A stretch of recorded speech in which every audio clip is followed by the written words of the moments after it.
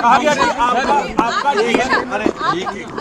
हमेशा कहते थे कि ये मेरा घर है, मैं कोई किराएदार नहीं हूँ कि ये मैं यहाँ से चला जाऊँगा। आज क्यों ऐसी स्थिति बनी कि आप अपना ही घर छोड़कर चले गए? किराएदार से भी बुरी स्थिति होगी। क्योंकि घर वालों ने घर छोड़ने पे मजबूर किया, घर वालों ने घर छोड़ने पे मजबूर किया। और जहां घर वालों को लगे कि ये आदमी नहीं चाहिए और आदमी को भी लगे कि यहाँ हमको पराया समझते हैं, तो अकल आदमी मंद आदमी का काम है कि वो घर छोड़ के निकल जाए। आपके डीएनए पर सवाल उठाए गए, पार्टी की तरफ से कहा गया कि आपका डीएनए मॉडिफाइड हो गया है। और जिस तरीके से राज्यसभा में आपकी विदाई के दिन प्रधानमंत्री ने भावुकता भरा भाषण दिया, उन सबको जोड़कर कहा जा रहा है कि आपका रिमोट कंट्रोल प्रधानमंत्री के हाथों में है, बीजेपी के हाथों में, और आप एजेंट हैं प्रधानमंत्री नरेंद्र मोदी के। नरेंद्र मोदी या बीजेपी से वो मिले हैं जो नरेंद्र मोदी का सपना पूरा किए।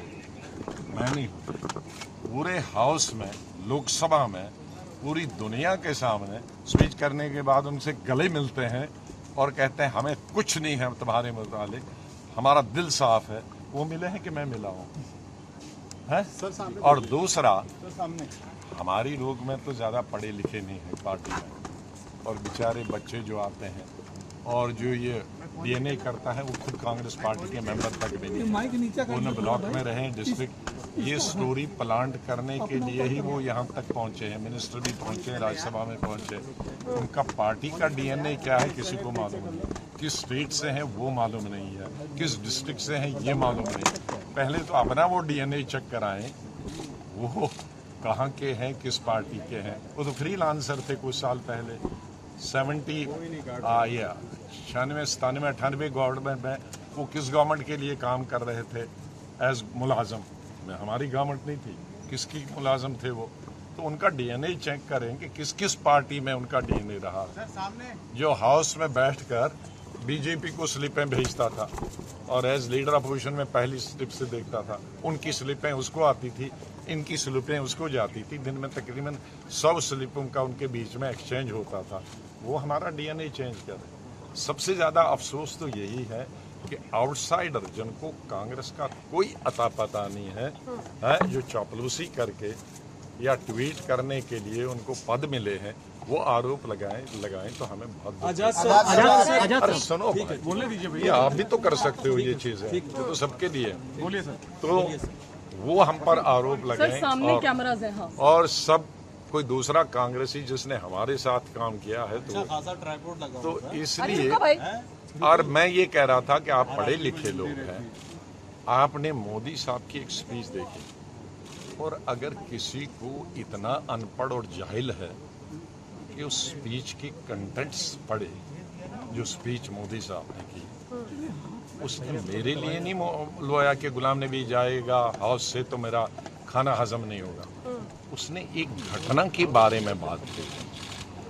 शुक्र करिए, मैं मोदी साहब को समझता था बड़ा क्रूड आदमी है, शादी नहीं की है, बच्चे नहीं है, बीवी है, तो इसको कोई परवाह नहीं होगा। लेकिन कम से कम इंसानियत तो उसने दिखाई। जब मैं चीफ मिनिस्टर था कश्मीर में, और गुजरात की टूरिस्ट बस पे गाड़ी के अंदर, नॉर्मली गाड़ी के बाहर लगता है ग्रेनेड, शीशा खुला था तो ग्रेनेड गाड़ी के अंदर बस्ट हुआ, तो लोग ऑन स्पॉट मर गए, किसी टांग नहीं थी, किसी की यहाँ नहीं थी, जख्मी हो गए।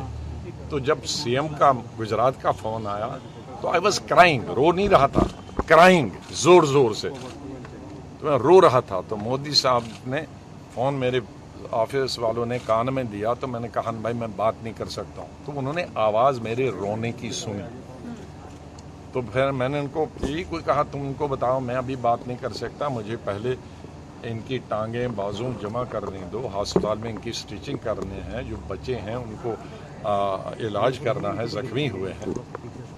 फिर दिन भर वो किया, फिर पीएम दिन भर, सीएम दिन भर फ़ोन करते थे कितने मरे, कितने जख्मी होंगे, कैसे भेज रहे हो। पीएम से मैंने जब फ़ोन किया कि मुझे 2 जहाज़ चाहिए, एक में जख्मी भेजने हैं और एक में मुझे जिंदा ये लाशें भेजनी।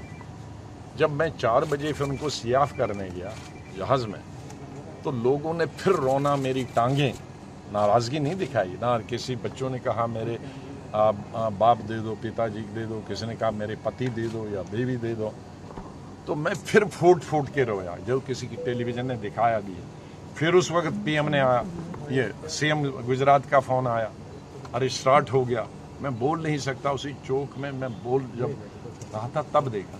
उसको देखकर उन्होंने किया तो ये कौन सी बुरी बात है, ये मेरे लिए नहीं, उस घटना का वो उसने बताया। मैंने कल दोबारा सुनी स्पीच, उसमें कहा कि जैसे इनके परिवार का कोई आदमी गुजर गया। तो वो उस घटना पर रो रहा था, और मैं जब उसका ये सुना रहा था कि क्यों रोए ये, तो मुझे वो दृश्य याद आया, मैं भी रोना शुरू किया। तो ना वो मेरे लिए रोए ना मैं उनके लिए रोया।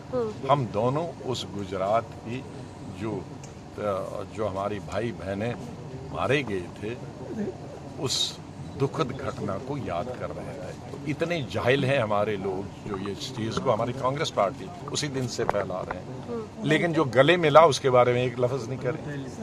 अच्छा सुनिए, दूसरा, आप कम से कम अध्ययन करिए, आप पढ़े लिखे हो। उस दिन की सभी लीडरों का, शरद पवार से लेकर टीएमसी से लेकर सीपीआई सीपीएम से लेकर रीजनल पार्टीज के लीडरों के सुनिए, उनके कंटेंट्स भी सुनिए। उन्होंने रियल सेंस में उन्होंने तो उस पर रोया। इन लोगों ने क्या कहा है वो भी पढ़िए। सिर्फ मोदी को सिंगल राहुल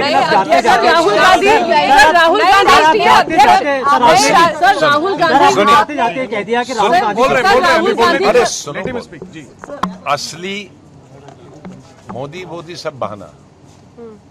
इनकी आंखों में हम खटकते हैं जिस दिन से हमने वो G23 की लेटर, क्योंकि ये कहते थे कि हमको कोई लेटर लिखना नहीं चाहिए, हम तो कानून से पढ़े हैं, हम पार्टी सिक्योरिटी से पढ़े हैं, कांग्रेस जीरो भी आएगा तो भी कोई नहीं पूछेगा। जब हमने चैलेंज किया उनकी फंक्शनिंग का, वर्किंग का, हमारे इलेक्शन नहीं हो रहे हैं, 25 साल से वर्किंग कमेटी नहीं हो रहा है, इलेक्शन कमेटी नहीं हुआ, कमेटियां नहीं है, वो उस दिन से खटक रहा था। उसके बाद बहाने से बहाना करते करते इस स्टेज, और उसके बाद कई मीटिंगें हुई, एक सजेशन भी हम लोग उनकी नहीं माने।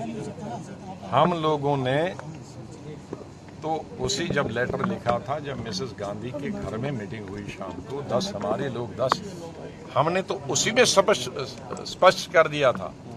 मैं पौना घंटा बोला था और अपनी तरफ से सबको बोला था, हमें कोई पद नहीं चाहिए, हमें कोई राज्यसभा नहीं चाहिए, हमें जनरल सेक्रेटरी नहीं चाहिए, हमें पार्टी प्रेसिडेंट नहीं चाहिए, हमें EICC में कोई पद ही नहीं चाहिए। हम 23 अपने आप को ऑफर करते हैं। ये जो इलेक्शन आने वाले हैं 5, उनके लिए कमेटी, कैंपेन कमेटी अभी बनाई है और उस 23 में हम डालेंगे। तो आप कैंपेन कमेटी बनाते हो तब जब इलेक्शन खत्म हो गया होता है।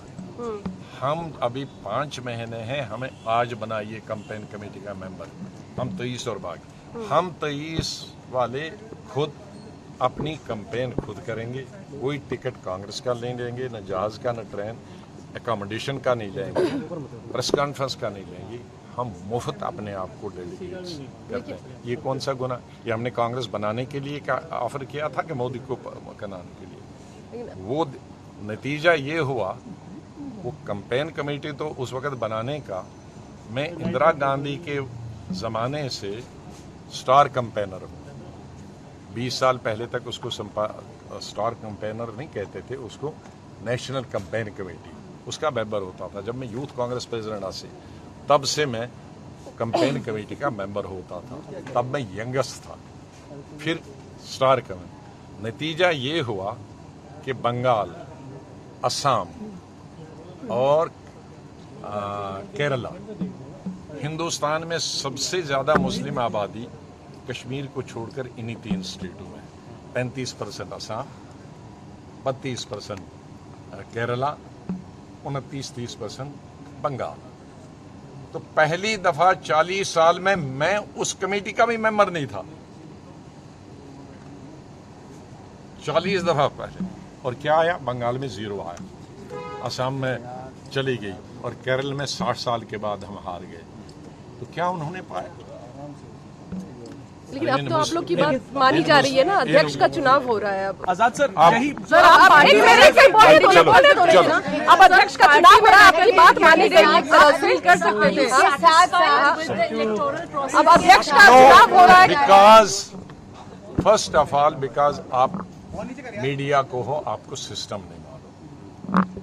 इलेक्शन जब होता है उसके लिए एक मेंबरशिप ड्राइव होती है, जो पुराने वक्त में होती थी, इंदिरा गांधी के वक्त में, राजीव गांधी बोल रहे थे ना, मैं अभी भी नहीं बोल रही हूँ। अरे कॉन्स्टिट्यूशन नहीं, अरे यार सुन, वो होता है कि गांव की आपको गांव में घर टू हाउस जाना पड़ता है और उस मेंबर से फीस लेनी पड़ती है, उसके सिग्नेचर करानी पड़ती है, उसको मेंबरशिप। शहरों में आपको मोहल्ले से मोहल्ले, तब लोग जुड़ जाते हैं, असली मेंबर आते हैं। ये क्या बनाया है हमारे खाना पूरी करने के लिए, ब्लॉक में बैठे वोटर लिस्ट ली और नाम डाल दिए 500 लोगों के और 500 लोगों के पैसे भर दिए, तो हो गया मेंबरशिप। वो नकली मेंबरशिप है, उसमें एक हिंदुस्तानी जुड़ा नहीं है।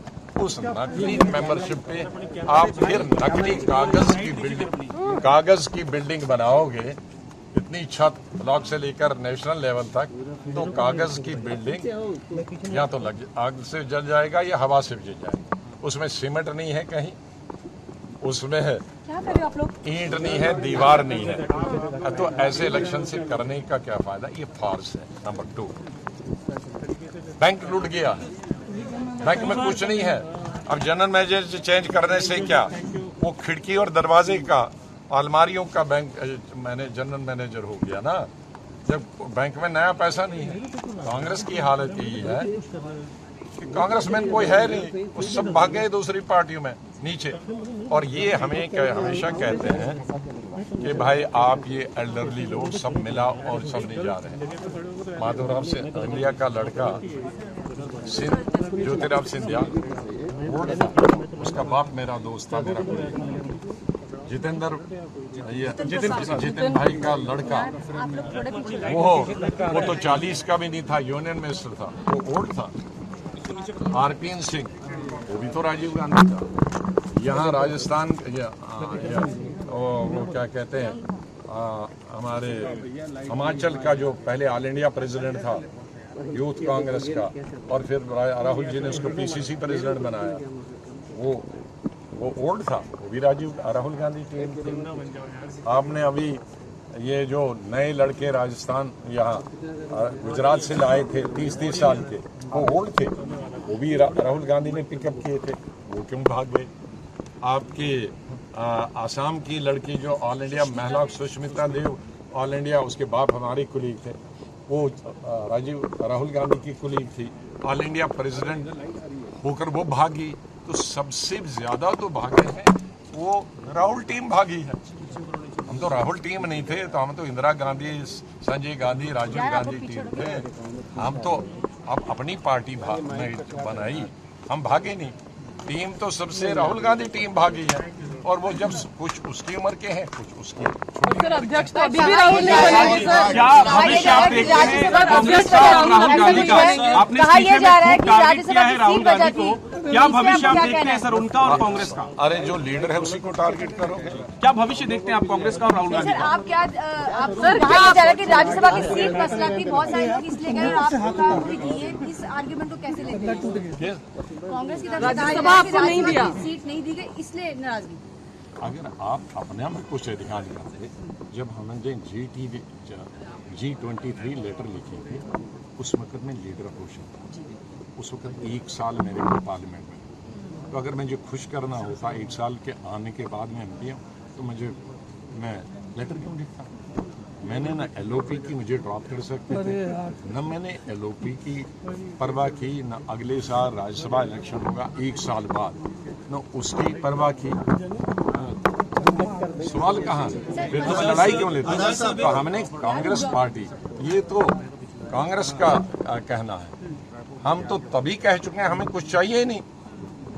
23 लोगों ने हमें कहा उस मीटिंग में मिसेस दिसंबर में हमें कुछ नहीं चाहिए, वी मेड इट क्लियर। तो टिकट कहाँ से आ गया?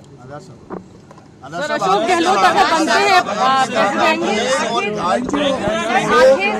अरे नहीं सर, नई पार्टी, सर आप जो नई पार्टी बनाने वाले हो, आजाद सर जो नई पार्टी बनाने वाले हैं उसके बारे में थोड़ा बताइए। क्या लोकसभा चुनाव लड़ेंगे आप? चुनाव लड़ेंगे आगे जम्मू ये सवाल ले लेना, तो इम्पोर्टेंट सवाल है। सर आपने कहा कि नई पार्टी बनाएंगे, आपने कहा कि G23 का जो मकसद था वो पूरा नहीं हुआ, आपने 2 साल पहले पत्र लिखा था, नई पार्टी बना के के साथ आप सरकार बनाएंगे। ये तो चुनाव होगा जम्मू कश्मीर का। लोकसभा के चुनाव में क्या कांग्रेस के साथ आप बीजेपी के खिलाफ होंगे या फिर दूसरी पार्टियों के साथ गठबंधन बनाने की कोशिश करेंगे राष्ट्रीय स्तर? नई पार्टी पर बताइए। देखो, हमें पूरी कंट्री से मैसेजेस आते हैं कि नेशनल पार्टी बनाओ। मैंने अभी उस पर ध्यान नहीं दिया, लेकिन मांग है लोगों की बनाओ, जो न बीजेपी में जाना चाहते हैं, जो न किसी रीजनल पार्टी में जाना। सर इस तरफ देखिए, हार्डकोर लोग हैं। हमने कांग्रेस पार्टी छोड़ी, लेकिन आइडियोलॉजी तो नहीं छोड़ी। मैं तो कॉलेज और स्टूडेंट लाइफ में नेहरू, गांधी और कांग्रेस पार्टी को पढ़ चुका हूँ। आइडियोलॉजी हमारी स्कूल से वो पार्टी एक होती है और आइडियोलॉजी अलग है। आइडियोलॉजी हमारी चेंज नहीं हुई। नाम मैं बदल सकता हूँ, लेकिन खून तो नहीं बदल सकता, इंसान तो शक्ल तो नहीं बदल सकता, दिमाग तो नहीं बदल सकता। तो आइडियोलॉजी अपनी है जो हमारी आइडियोलॉजी की मानने के लिए है, लेकिन उनको लगता है कि कांग्रेस में कुछ होने वाला है। हाँ? हर दिन नीचे नीचे नीचे सिंक होते जा रहे हैं। तो कुछ और विकल्प ले जो किसी पार्टी से ले, वो विकल्प को बेचारे परेशानी में ढूंढ रहे हैं। एक उनको लगता है ये भी विकल्प है, हम उसमें कितना सफल होंगे मैं ये नहीं कह सकता, लेकिन इतने फ्रस्ट्रेटेड हैं लोग कांग्रेस से, वो कोई विकल्प छोटा सा हो उसमें भी जाने के लिए। लेकिन ये अभी उसमें टाइम है। नेशनल पार्टी को एकदम रिसोर्सेज होने चाहिए, बाकी होने चाहिए, लोग होने। लेकिन जम्मू कश्मीर क्योंकि कभी भी इलेक्शन किसी मोमेंट होगा, तो जम्मू कश्मीर का तो हम तुरंत अभी दौरा भी शुरू करेंगे। कब जाएंगे सर, कब नई पार्टी ऐलान करेंगे? नहीं, पार्टी किस दिन लाएंगे, लेकिन मेरे अपने टूर शुरू हो गए। जब बनाएंगे पार्टी तो वो दुनिया को पता चलेगा। सीएम फेस आप ही होंगे सर आपकी पार्टी का? है? आपकी पार्टी का सीएम असेंबली इलेक्शन लड़ेंगे सर जम्मू कश्मीर में? वो सीएम अभी कहाँ बने, अभी तो सगाई कर रहे हैं, एंगेजमेंट कर रहे हैं, अभी बच्ची का नाम मत पूछो। नौबत आई तो क्या बीजेपी से गठबंधन कर सकते हैं सर? इसको लेके आप पर हमले भी हो रहे हैं, क्या बीजेपी से हाथ मिला सकते हैं जम्मू कश्मीर में? तो सर इस पर क्लैरिफाई करिए सर। 21 अगस्त को जो है सर क्या बीजेपी से अलायंस, सर क्या बीजेपी से आप अलायंस कर सकते हैं कभी? आपके जम्मू कश्मीर या देश के लिए जरूरत पड़ी कभी तो सर प्रधानमंत्री मोदी से बीजेपी से हाथ मिला सकते हैं? देखो, कांग्रेस में तो अनपढ़ों की जमात, और खासकर ये जो बैठे हैं क्लर्कल काम और प्लांट करने वाले, वो कांग्रेस में कभी नहीं रहे हैं। उनका काम है प्लांट करने के लिए, उसी की खाते हैं, उसी में एमपी बनते हैं, उसी में कैबिनेट मिनिस्टर बनते हैं और उसी में चेयरमैन बनते हैं कमेटी। ABC जिसको जम्मू कश्मीर का मालूम है, मैं बीजेपी की कॉन्स्टिट्यूंसी में एक वोट नहीं बढ़ा सकते, वो मेरी कॉन्स्टिट्यूंसी में आधा वोट नहीं बढ़ा सकते। ये अगर किसी को जम्मू कश्मीर की हिस्ट्री और पॉलिटिक्स मालूम, उसका मालूम है। जो ये कहते हैं कांग्रेस और गुलाम नबी ये हो जाएंगे चीफ मिनिस्टर, उसका मालूम है कि उनका दिवालिया निकल गया है, उनको जम्मू कश्मीर के मालूम नहीं। हमारी अलग कॉन्स्टिट्यूंसी, उनकी अलग कॉन्स्टिट्यूंसी, और वो कौन सी कॉन्स्टिट्यूंसी आपको मालूम है? सर पोस्ट पोल अलायंस हो सकता है? अरे पोस्टपोन किसको आता है? जी, पार्टी में दूसरी पार्टियां भी तो हैं, मैं अकेली पार्टी हूँ, मैं तो अभी जन्म ही ले रहा हूँ। तो उस वक्त क्या स्थिति होगी? अभी ये है जो कांग्रेस, देखो इन एक साल में हमारे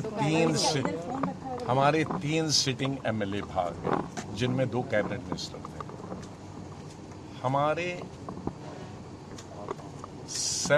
90% डिस्ट्रिक्ट प्रेसिडेंट भाग गए इस 1-1.5 साल, 90%। हमारे दूसरे, इससे पहले हमारा जो ग्रुप था वही बचा। मैंने मिसेस गांधी को बताया कि आपके लोग कहते हैं इनडिसिप्लिन, हमको बधाई दे दो कि वो दूसरी पार्टी में जाने वाले थे, मेरे इनडिसिप्लिन की वजह से मेरे साथ तो रहे, वरना वो भी दूसरी तरफ जाने वाले थे। तो ये एटलीस्ट कांग्रेस को मानने वाले, यही कारण है कि जिला परिषद और ब्लॉक समिति के 99% मेरे साथ आ गए, क्योंकि उनको मालूम है कि संगठन को बचा नहीं सकता है या लीडरशिप नहीं होती।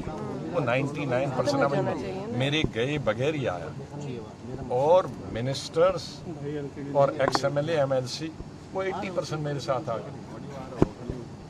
6 MLA हमारे बच्चे थे अभी सिटिंग मतलब डिसॉल्व असेंबली, बाकी तो भाग गए थे। उनमें से 6 में से 5 हमको आए और 6 PCC प्रेसिडेंट। तो मैं नहीं होता तो ये जो 5 थे ये बीजेपी तो नहीं जाते, ये दूसरी पार्टी में जा रहे थे। तो मैंने उनको रोका, कहा आप नहीं कांग्रेस में नहीं रहना। मैंने कहा आप कहीं नहीं जाओ, मैं अलग पार्टी हूँ। कहा फिर हम रुकेंगे। तो ये हमने कांग्रेस को मानने या कांग्रेस की आइडियोलॉजी को मानने वालों के लिए बनाई, वरना मैं अगर कल इनके जाने के बाद जम्मू एयरपोर्ट पे जाता तो एयरपोर्ट पे रिसीव करने वाला कोई, क्योंकि इस तरह की लीडरशिप कांग्रेस देती है स्टेटों में, वो लोग भगाने की मशीन होते हैं, लोग जोड़ने की मशीन नहीं होती।